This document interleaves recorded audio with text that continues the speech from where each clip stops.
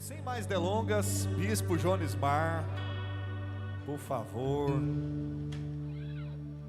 Glória a Deus. Quem não conhece o Bispo Jonismar, eu acredito que pelo menos uns 80% da igreja conhece. Quem não conhece, é ele. Ele chegou reluzente aqui, brilhoso. Queridos, pastor Jonismar é alguém que eu considero da minha família. Nós já caminhamos juntos há mais de 10 anos. E DB Kids, crianças, estão liberados, tá? Corre lá. E eu tenho muito prazer. Ontem nós tivemos aqui Bispo Renato, foi uma noite tão preciosa. E tem sido amigos, né, que Deus separou para estar aqui com a gente. E eu me sinto honrado de ter o senhor aqui. O senhor está em casa, tá? Fica à vontade.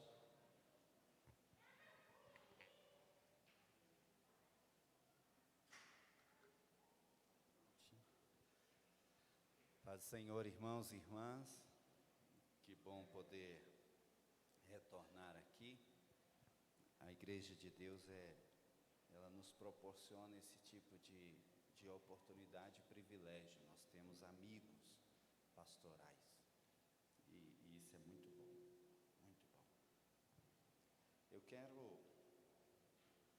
hoje propor um desafio gigantesco, que é falar acerca de gratidão. Num mundo onde o normal é sermos ingratos, onde o natural é sermos descuidados em voltar a agradecer. Biblicamente já fala o texto em questões, por exemplo, quando Jesus cura os 10 leprosos, só um voltou e agradeceu. Se você quiser outros tantos exemplos, nós vamos perceber. Quando Deus escolhe 12 príncipes de Israel, 12, um de cada tribo apenas, para do meio do deserto fazer uma visita à terra prometida, 10 deles, depois de contemplarem toda a grandeza e a fidelidade das promessas, voltaram murmurando, temendo, e só 2 foram gratos, ao ponto de confiar que aquele que prometeu era fiel para fazer cumprir a obra que ele tinha. Então, desde aqueles tempos, nós não melhoramos. Ao contrário do que a teoria da evolução tenta nos colocar, de que estamos evoluindo nestes aspectos espirituais, talvez até morais, quem sabe aí outros atributos, nós não evoluímos tanto. Continuamos pecadores, continuamos com dificuldades. Aliás, só na teoria da evolução as coisas partem do caos para a excelência. Se fosse assim, a gente não precisaria limpar a casa mais, né? Porque é fácil manter um caos na casa da gente, na cozinha, então nem se fala. E deixar de lavar vasilhas, deixar de desentupir a caixinha de gordura da pia não promove uma grande evolução, a não ser do transtorno. Então vale a pena a gente repensar algumas coisas, e isso nos implica em responsabilidades. Eu quero então, qual que é o desafio? Convidar você e eu a pensarmos juntos em um aspecto bem simples da gratidão. Bem simples. O texto mais conhecido, ou um dos textos mais conhecidos da Bíblia, seria João 3,16, não é assim? Deus amou o mundo de tal maneira que deu seu único Filho, para que todo que nele crê não pereça, mas tenha vida eterna. O que é perecer? Perecer não é sinônimo de apodrecer, deteriorar, acabar. Deus amou o mundo para eu não me acabar. Deus esse mundo, a gente precisa também talvez ajudar a compreensão. O mundo não é um mundo universo. O mundo, nesse aspecto exclusivo deste texto, a Bíblia está falando de humanidade. Então Deus amou a humanidade.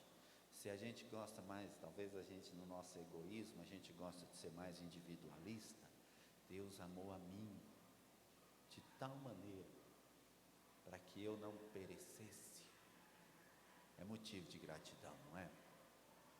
Então, vamos comigo lá em Gênesis, no capítulo, no começo de tudo, no capítulo 3, onde nós caímos.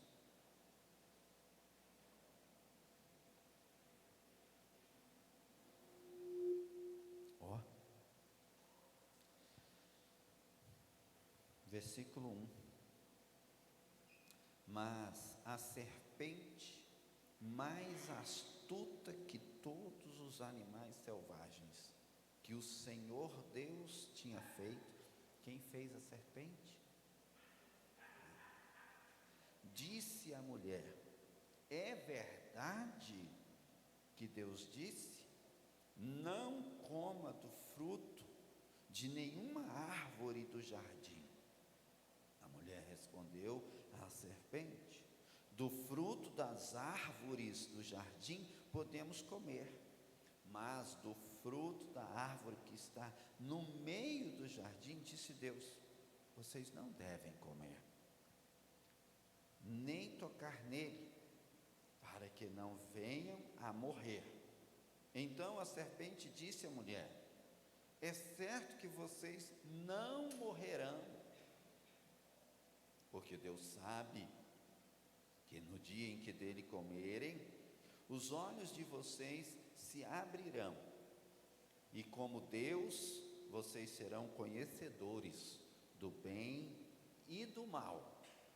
Vendo a mulher que a árvore era boa para se comer, agradável aos olhos, e a árvore desejável para dar entendimento, tomou do seu fruto e comeu. Deu também ao seu marido, e ele comeu. Então os olhos de ambos se abriram, e percebendo que estavam nus, costuraram folhas de figueira e fizeram cintas para si. Ao ouvirem a voz do Senhor Deus, que andava no jardim, quando soprava o vento suave da tarde, o homem e a sua mulher se esconderam da presença do Senhor Deus entre as árvores do jardim. E o Senhor Deus chamou o homem e lhe perguntou: Adão, onde você está? Até aqui.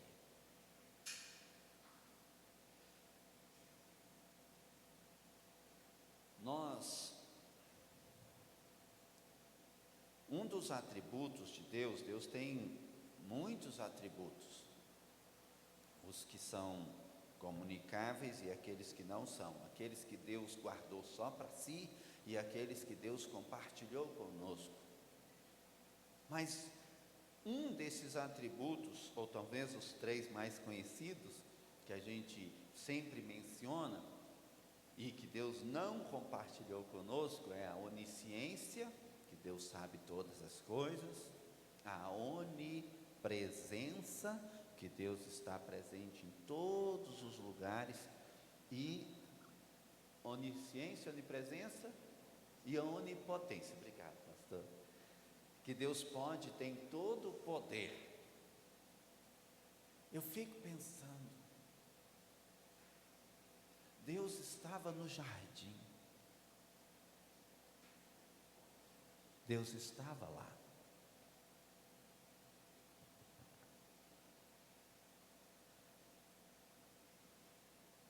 A assim como Deus está aqui, assim como Deus estava em todo o tempo. Uma certa vez, não me lembro se foi lendo um livro ou ouvindo alguém, eu sei que uma mãe desesperada porque perdeu o filho, e ela então, na sua agonia da perda, ela questiona Deus, e questiona a alguém nesse caso, e pergunta para ele: onde é que estava Deus quando meu filho morreu? Aonde que estava? Naquele ímpeto de clamar por justiça, por algo, alguma palavra, alguma resposta. Aí quando ela se acalmou um pouquinho, a pessoa respondeu: ele estava no mesmo lugar quando também entregou o seu único filho por nós. Deus continua no mesmo lugar. Talvez nós nunca tivéssemos tido uma oportunidade tão grande de compreender Adão e Eva como nesses dias de pandemia.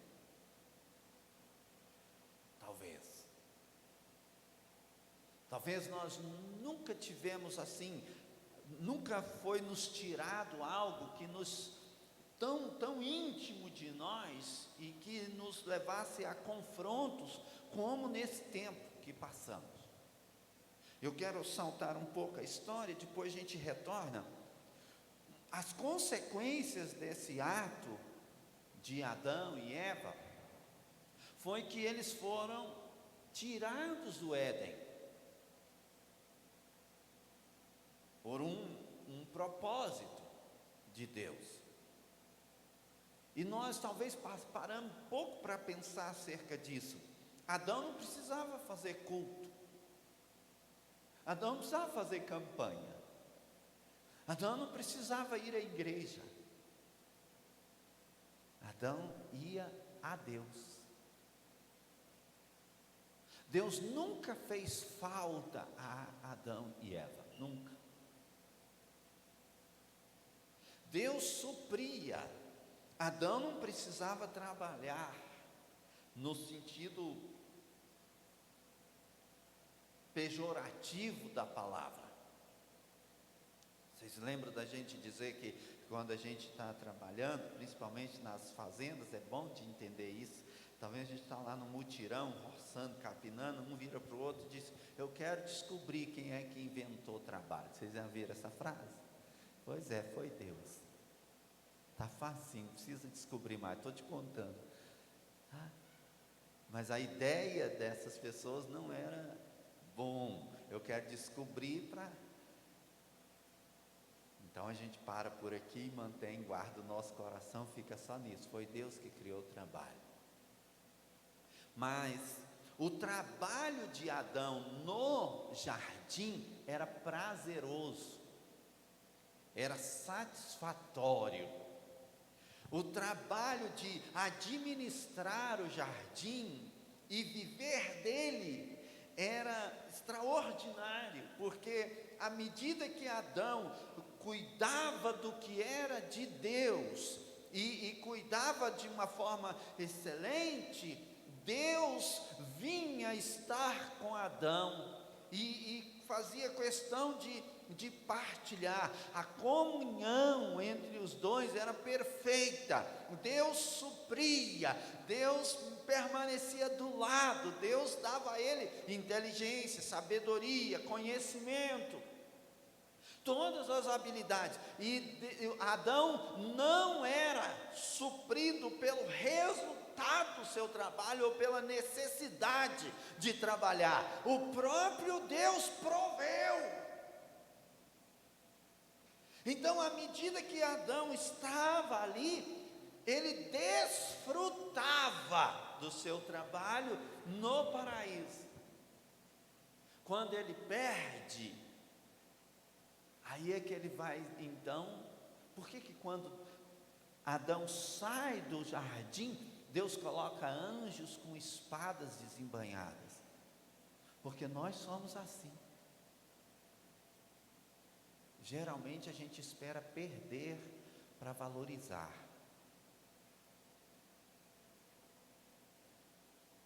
Aí surge aquela linda frase: eu era feliz depois que perdemos, descobrimos. Por que não descobrimos antes? Então, a partir disso, o homem começou a ter ou a sentir falta e ter necessidade de buscar Deus.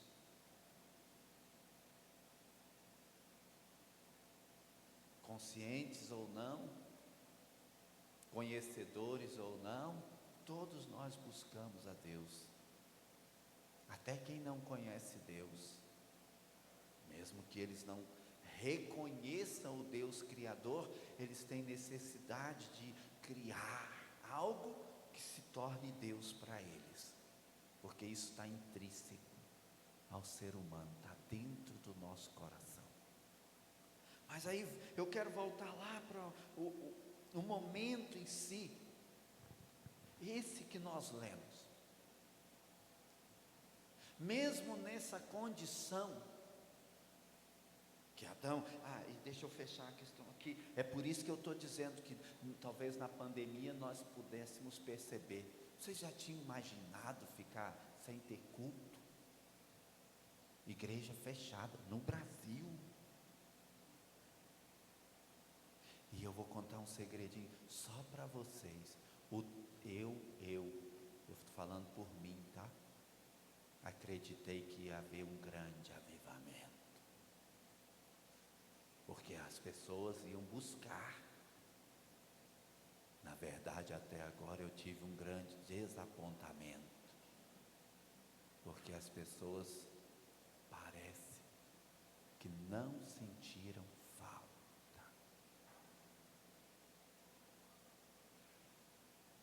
É segredo, a gente não conta.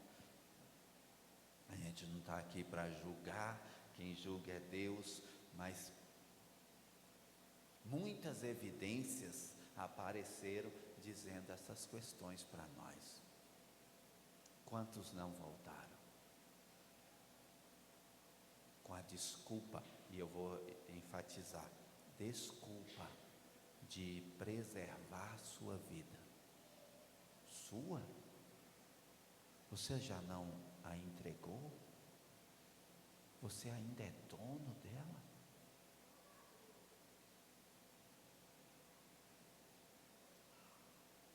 Como é que você está querendo cuidar daquilo que você entregou no altar do Senhor? Sua? Qual de nós, com as nossas preocupações e angústias, conseguiremos acrescentar um côvado ao curso da nossa vida? 43 a 45 centímetros? Qual? Talvez se nós parássemos um instante, nós pudéssemos pensar e sentir o que Adão pensou e sentiu quando saiu da presença de Deus. É daí que surgiu a ideia da necessidade de fazer sacrifícios. A presença de Deus não era buscada, Ele vinha. Ele vinha. Nunca foi o homem quem buscou Deus, sempre foi Deus quem buscou o homem. Não fostes vós que me escolhestes, mas eu vos escolhi. Deus nos achou, Deus nos encontrou. Aonde? Em que condição?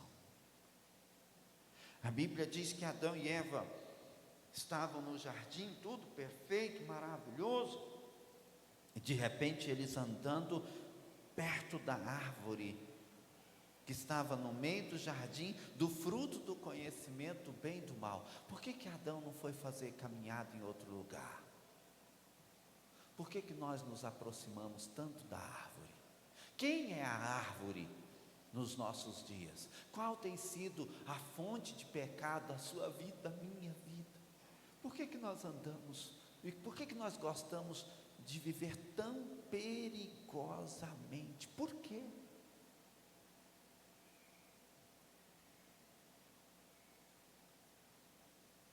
E pior, diz o texto que aos olhos deles pareceu bom. Deus nos deu esses sentidos naturais para lidar com as coisas naturais, não as espirituais. As espirituais são discernidas espiritualmente. O homem natural não consegue discernir as coisas espirituais. As coisas espirituais para o homem natural parecem loucura, mas para o espiritual é o poder de Deus. Aos olhos deles pareceu bom. Em outra versão diz que desejável ao seu paladar. E nessa versão diz que desejável para trazer entendimento. Eles não conformaram com a proposta que a serpente disse que eles conheceriam, seriam como Deus, e conheceriam o bem e o mal. Eles duvidaram da palavra do Senhor e acreditaram na palavra da serpente. Eles começaram a caminhar para a sua própria destruição.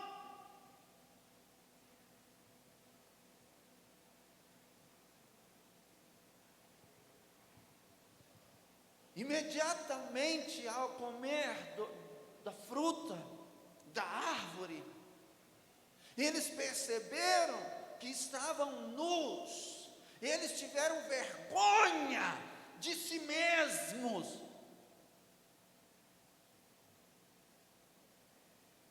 Eles tentaram providenciar para si mesmo algo que pudesse cobrir as suas vergonhas. Eles costuraram folhas de árvore para se esconderem e fugiram da presença de Deus.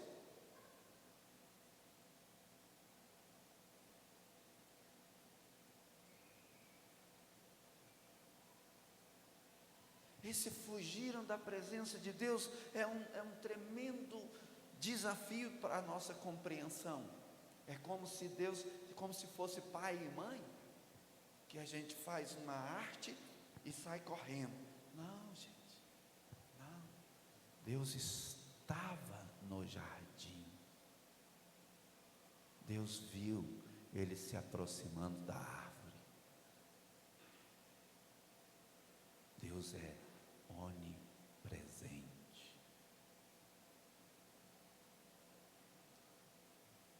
Deus percebeu os pensamentos, Deus sentiu os sentimentos do coração do homem.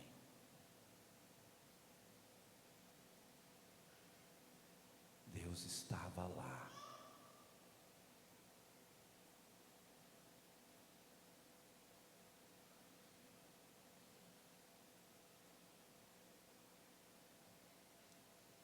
Nós temos pelo menos 3 maneiras de pecar mais conhecidas. Podemos pecar em pensamento, podemos pecar em palavras, podemos pecar em atitudes. Acho que tentando amenizar a nossa situação, eles dizem que o nosso pensamento nem o diabo conhece. Eu não sei se ele conhece, se ele não conhece, não é questão. Deus conhece. Aí eu fui fazer umas contas. Eu sou de 75. Agora em abril eu vou completar mais uma idade. Aí eu fiquei fazendo, fui bonzinho comigo, viu, pastor? Você já pensou se talvez, durante toda a minha vida, eu, por mais bonzinho que eu seja, eu consegui manter uma média de 1 pecado por dia. Ou seja, em pensamento, palavras ou atitude. Eu fui bonzinho comigo, não foi? Está completando mais de 20.000 pecados. Eu fiz as contas. Está presença de Deus, na cara de Deus. Como diz Satanás ao próprio Deus acerca de Jó, na cara de Deus.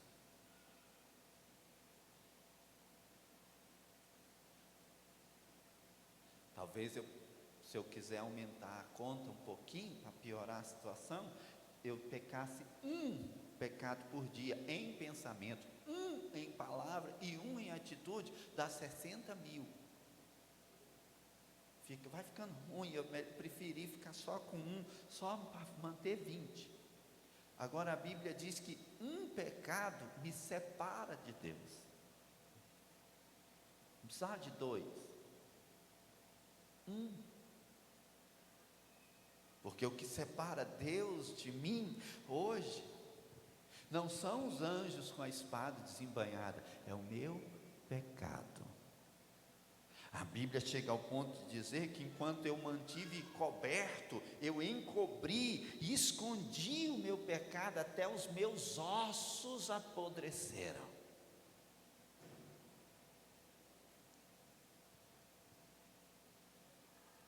Então Adão e Eva vão trabalhar, fazer roupa de folha para tentar cobrir a sua vergonha.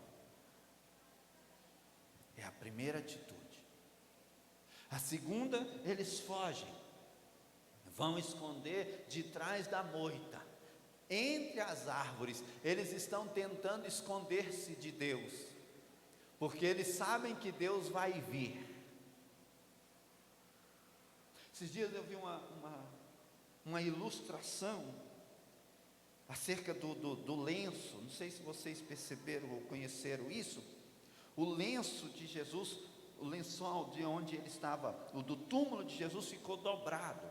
Segundo uma das tradições judaicas, quando o dono da casa termina de comer, um dos sinais que o mordomo pode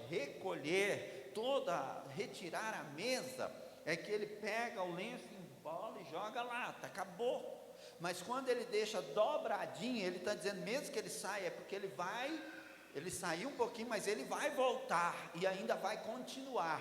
Então, segundo essa tradição, é uma das ideias, das ênfases ou evidências, de que Jesus deixou o seu lenço dobrado, porque ele vai voltar, ele vai voltar, ele vai voltar. E ainda que você esteja atrás da moita, ainda que você esteja tentando justificar, cobrir aquilo que é injustificável, Deus vai voltar, e Ele vai clamar: Adão, aonde você está?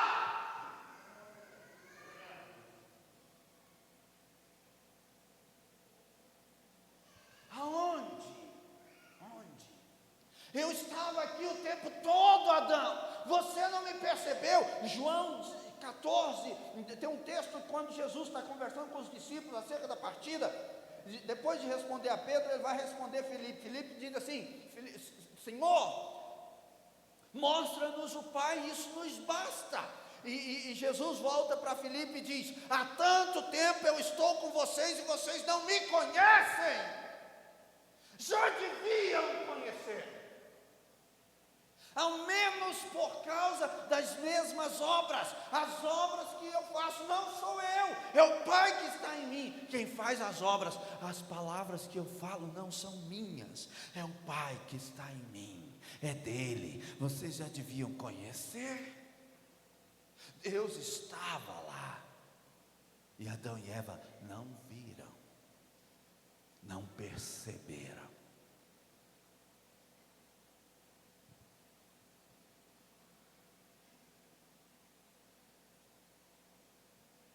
Abram os nossos olhos. Eu vi alguns pastores, e na época eu ainda estava em Firminópolis, lá como presidente de conselho, alguns pastores querendo orar para livrar do corona. Gente do céu, quem prova é Deus, quem aprova é Deus. Eu prefiro tirar as escamas dos meus olhos e tirar a dureza do meu coração. Sai de trás da moita, Adão, sai daí, vem para a presença do Senhor. Então, de repente, Adão e Eva vão de encontro ao Senhor, e Deus pergunta para eles: quem falou para vocês? Quem mostrou a vocês que vocês estavam nus? Aqui nós temos a evidência dos 4 principais problemas da humanidade até hoje. O problema consigo mesmo, vergonha de si mesmo, problemas emocionais, problemas de alma, problemas de sentimento, de baixa autoestima, de incapacidade, são problemas voltados a essa questão do que nós nos decepcionamos conosco mesmo, nós nos frustramos. Problema em relação ao próximo, porque então de repente Adão e Eva começaram a culpar um ao outro. Não foi a mulher, não foi a serpente, e seguimos essa tradição, e até hoje temos problemas com isso, porque queremos transferir responsabilidade e culpa. A culpa é de não sei quem, a culpa é do não sei o que, a culpa é do Lula, é da Dilma, é da China, é do Bolsonaro, a culpa é do governador, do prefeito, é do patrão, é dos meus filhos, dos meus pais, é de alguém, desde que não seja minha. Igreja, sai de trás da moita, nós temos para onde ir, o Senhor nos chama, a presença dEle.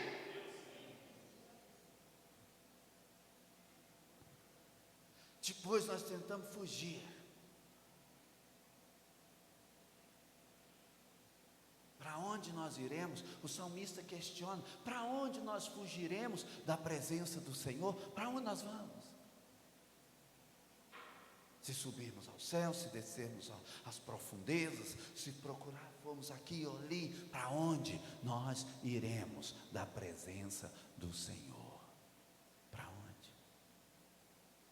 Por fim, o problema com o meio ambiente, porque a partir daí nasceria pragas no jardim. Aí até hoje as pessoas estão tentando resolver isso.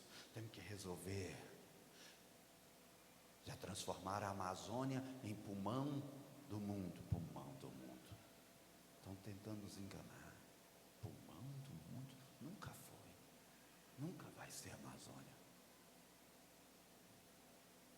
O nosso ar, o oxigênio não brota. A árvore, o que ela produz, ela consome. Praticamente autossuficiente. A árvore tem outros benefícios, uma série de outros, e não é sobre isso que nós estamos falando aqui hoje. Mas o oxigênio vem do mar, do oceano. É Deus quem provê.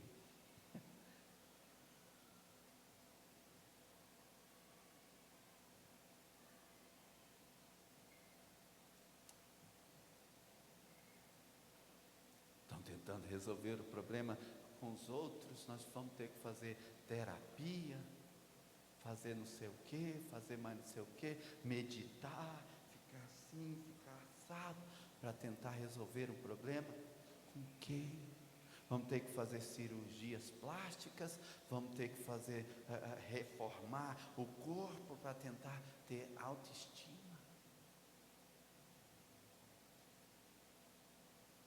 Que isso?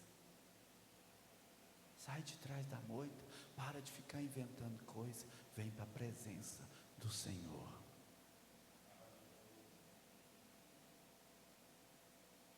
Vem para a presença de Deus. Resolva o seu problema com Deus. Isso reflete na família. Refletindo na família, reflete na sociedade. Um homem que não resolve o seu problema com Deus, ele cobra da esposa aquilo que era Deus quem vai fazer na vida dele, e ele sufoca ela e agride ela. Aí hoje em dia o homem, para ser homem, ele tem que ser macho. Não, ele basta ser homem. A mulher, para ser mulher, ela tem que ser feminista. Não, são desvios, são distúrbios. Nós precisamos nos voltar a Deus, porque a mulher que não resolve o seu problema com Deus, ela cobra do outro ou de alguém, quer seja quem for, aquilo que é Deus quem vai prover na vida dela. Resolva a sua vida com Deus, aí você vai conseguir andar a segunda milha, ajudar, suportar, amar uns aos outros como Ele nos amou. Aí você vai conseguir libertar uns aos outros como Ele nos libertou. Nós vamos ser livres. Da mesma forma que eu preciso da sua compreensão nas minhas faltas, eu também compreenderei você nas suas faltas, e nós poderemos ajudar um ao outro. Nós inventamos uma regrinha de que 3 coisas não se discute nesse mundo, e aí acabou, porque a corrupção entrou no meio disso: futebol, religião e política. A corrupção entrou aí porque nós perdemos o princípio bíblico de como o ferro afia o ferro, assim o homem é seu amigo. Era para discutir no sentido de aperfeiçoar um ao outro. O que Deus te deu, Deus não deu a mim.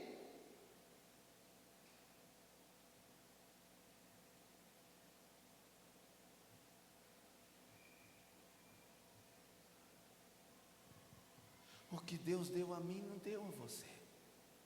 Nós precisamos uns dos outros. Nós somos membros de um só corpo, cuja cabeça é o Senhor. E quando não entendemos essas funções, porque a Bíblia diz em Efésios que conforme a cada operação de cada um, nós promovemos a edificação do corpo. Não existe edificação de membro, não existe. Membro fora do corpo é assombração, é o que nós chamamos lá na roça de mula sem cabeça. Membro fora do corpo é assombração, não é corpo. Se não houver comprometimento, ligação, comunhão, não somos um. Deus não tem compromisso. Eu quero te dizer uma coisa, Deus, eu não tenho ministério. Eu não tenho ministério. Eu trabalho no ministério do Senhor. Eu sou cooperador com Ele, ou dele. O ministério é dele, a obra é dele, quem faz é Ele, a honra é dele, a glória é dele, o louvor é dele. O privilégio é meu. Eu não tenho que defender o meu ministério, não é meu.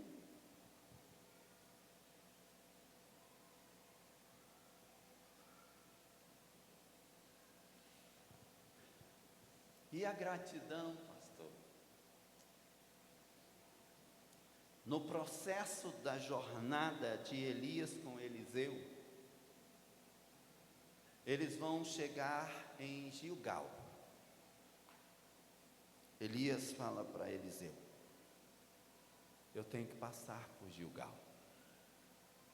Você lembra o que significa Gilgal? Gilgal é a última cidade que Israel para antes de entrar na terra prometida.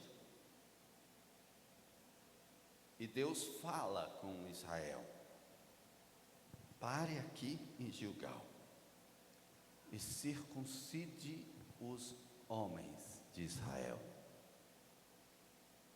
Durante os 40 anos da jornada no deserto, Deus não exigiu circuncisão.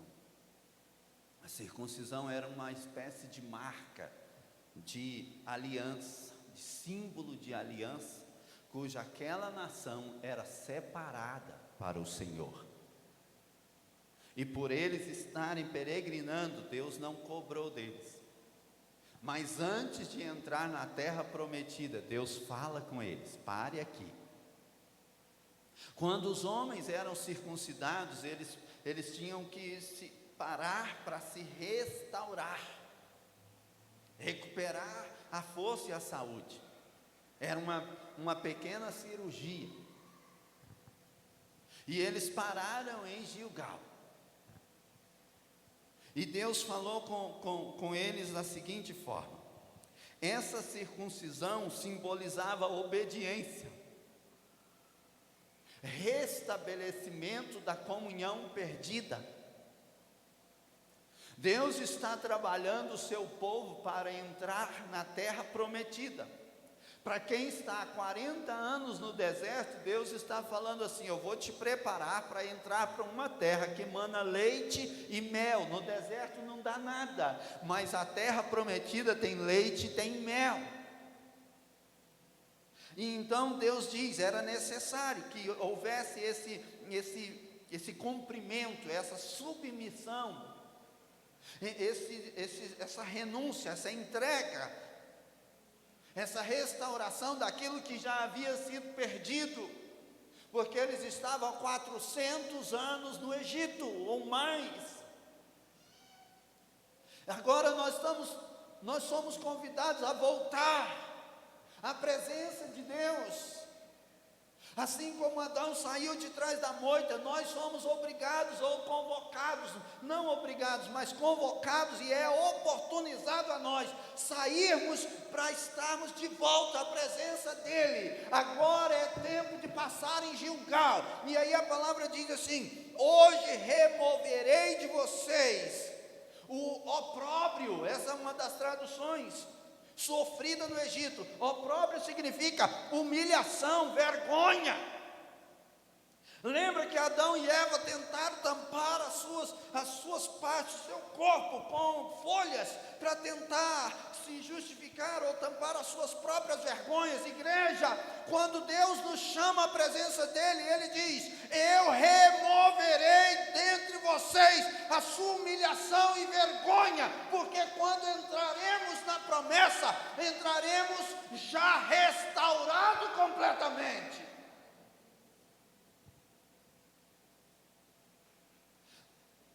As roupas feitas por mãos humanas não foram suficientes. Deus matou um animal e do animal preparou uma roupa para cobrir o homem. Além de Deus vir ao nosso encontro, Ele provê recurso para nos cobrir.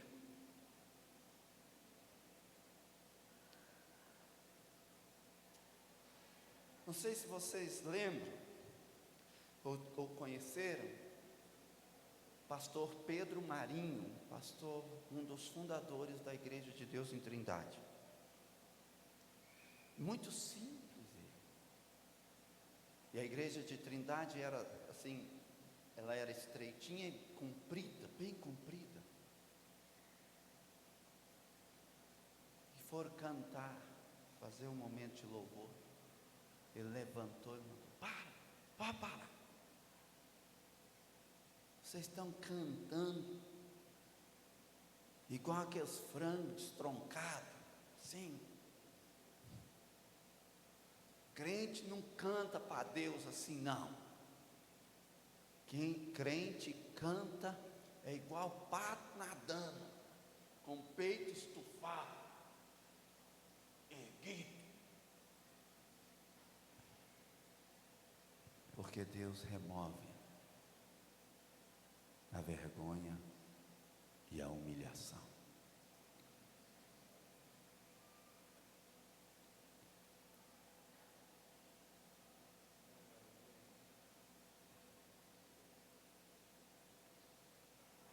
Deus viu quando nós nos deixamos ser enganados.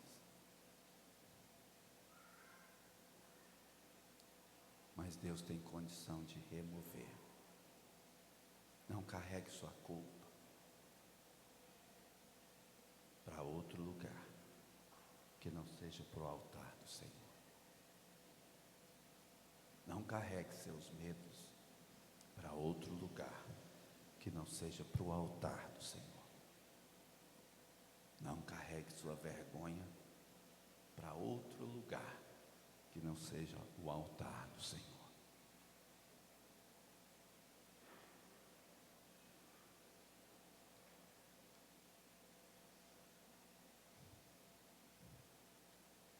Nós somos a maioria aqui, eu vou chutar que a maioria são pais.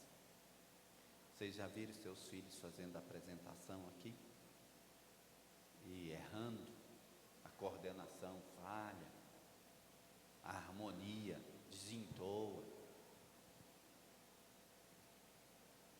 Pastor, alguém já reclamou do próprio filho para o senhor?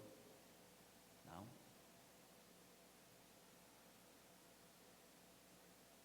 Vocês não culparam os filhos de vocês por errarem? Não?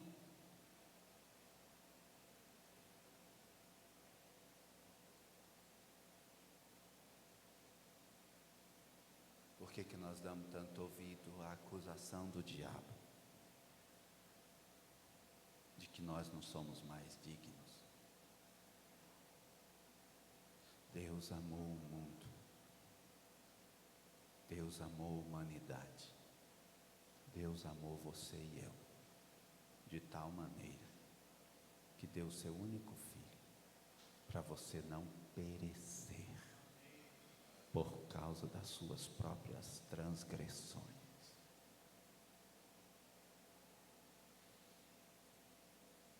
Não interessa se eu pequei uma vez ao dia, ou 3 vezes ao dia, ou 1.000.000 de vezes ao dia. Nós aprendemos a trazer o altar oferta. Mas a Bíblia diz em Romanos, capítulo 12, rogo-vos, irmãos, apresentei-vos diante o Senhor, como sacrifício vivo, santo e agradável ao Senhor. Esse é o vosso culto inteligente. Apresentem-se diante o Senhor.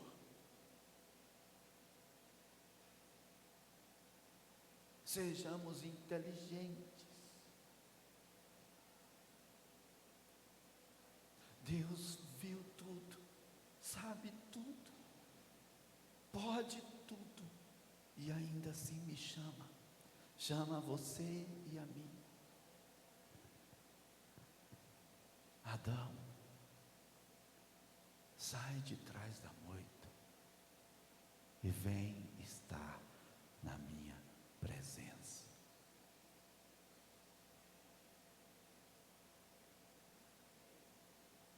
Eu removerei dentre vós o opróbrio, a humilhação e a vergonha do tempo da escravidão que vivemos neste mundo.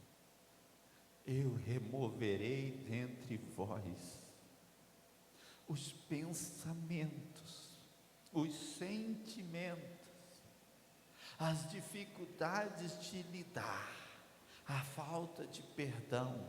Eu removerei dentre vós o sentimento de solidão. Venha na minha presença, renova a minha aliança, para que vocês entrem num novo tempo, num novo lugar, numa nova posição, na terra prometida, onde não alcançaremos com estratégias humanas. O Senhor é quem provê, Ele esteve conosco, está conosco, continuará conosco. A bondade é dEle, a fidelidade é dEle, o amor é dEle, e é Ele.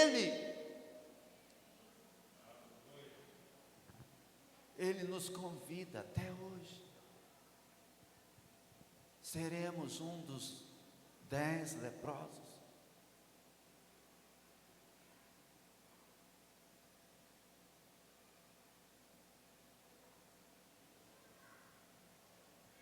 Seremos gratos.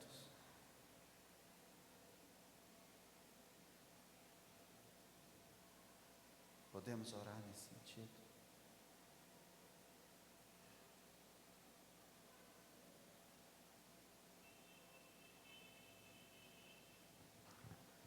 Senhor,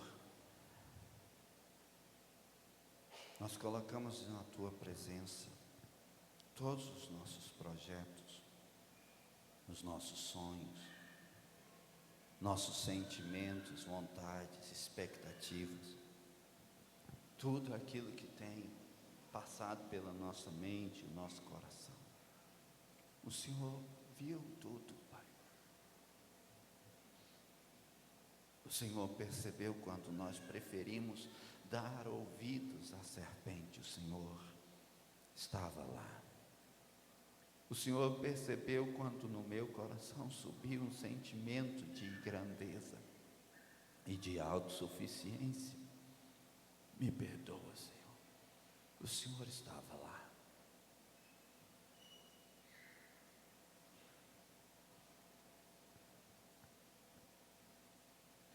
Tentamos, ó Deus, colocar a nossa vida na Tua presença com os mesmos princípios deste mundo, Senhor.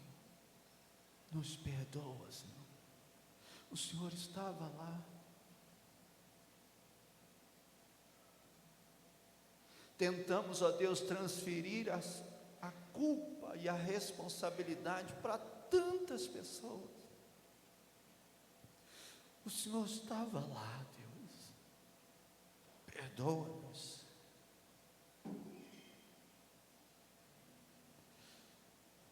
O Senhor nos encontrou quando tentamos fugir. O Senhor nos achou quando tentávamos nos esconder.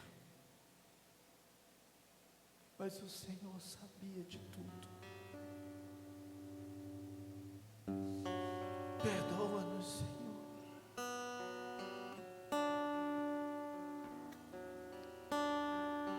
Te louvamos, ó Deus, porque o Senhor não é como nós. Ainda que sejamos infiéis, o Senhor permanece fiel, pois o Senhor não nega a si mesmo, Pai.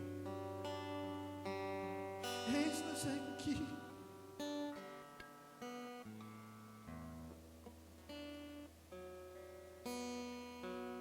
Eis-nos aqui, Senhor. Gratos ao Senhor. Dá-nos, ó Deus, condições de viver em gratidão ao Senhor. Perdoa-nos. Toma-nos pelas mãos e nos faz caminhar, entrar na Tua presença. Remove, ó Deus, do nosso coração e da nossa mente toda vergonha, toda humilhação, Senhor, adquirida e acumulada do tempo que vivemos neste mundo, longe da Tua presença. Não nos deixe perecer, Senhor. Enquanto cobrimos tudo aquilo, até os nossos ossos apodreceram, Senhor.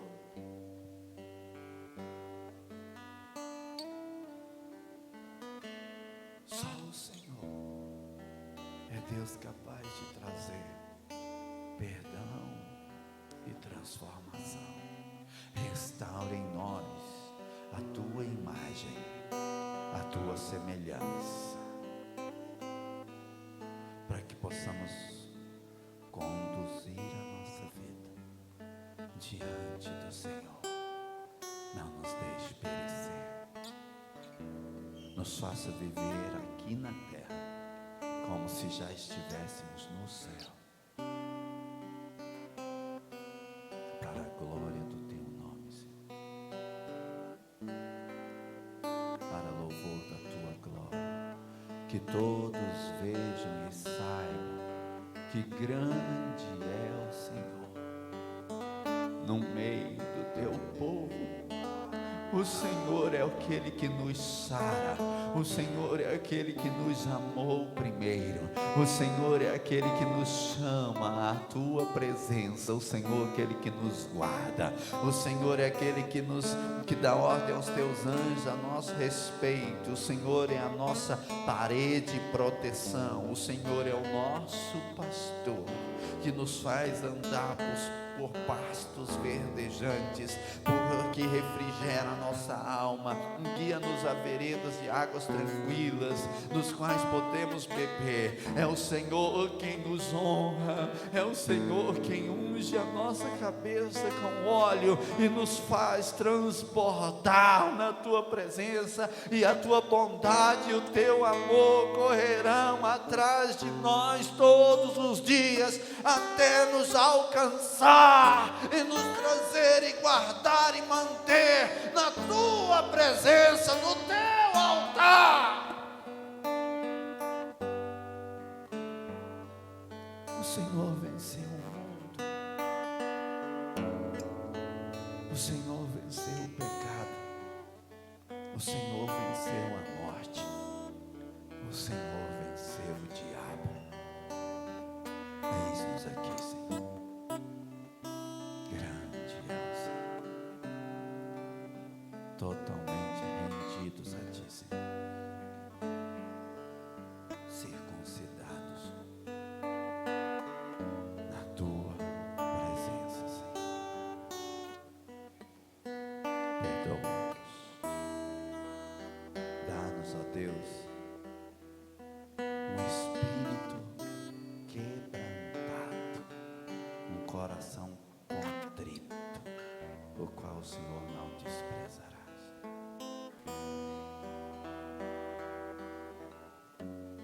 Recebe, Deus, a nossa vida. Muda nossos destinos, muda os nossos projetos. Reina sobre nós, governa. Reina sobre nós, em nome de Jesus. Amém. Sejamos gratos. Nós não merecemos, não fomos feitos mais. Você não vai perecer. Amém. O Senhor é contigo, homem e mulher valente. Vai nessa tua força. Obrigado, doutor, pastor, bispo. Quase surubim da...